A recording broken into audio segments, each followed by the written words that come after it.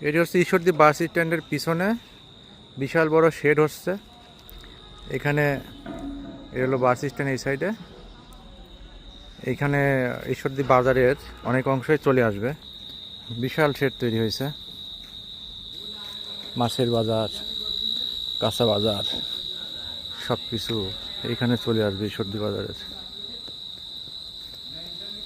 আজকে আসলাম এটা দেখার জন্য। বিশাল একটা জায়গা, খুবই সুন্দর। এইখানে যখন ঈশ্বরদী বাজার শিফট করে চলে আসবে সুন্দর হবে।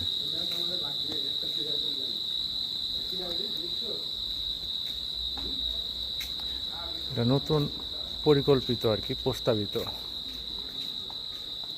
আমার মনে হয় এখানে মাছ এবং মাংসের বাজারই হবে আর কি। জায়গাটা মাছ এবং মাংসের বাজারই এখানে হবে আশা করি।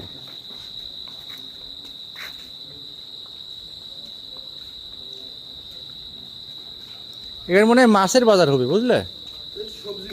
মাছ, সবজি, মাংস এগুলা বেশ বড় সড়ো জায়গাটা।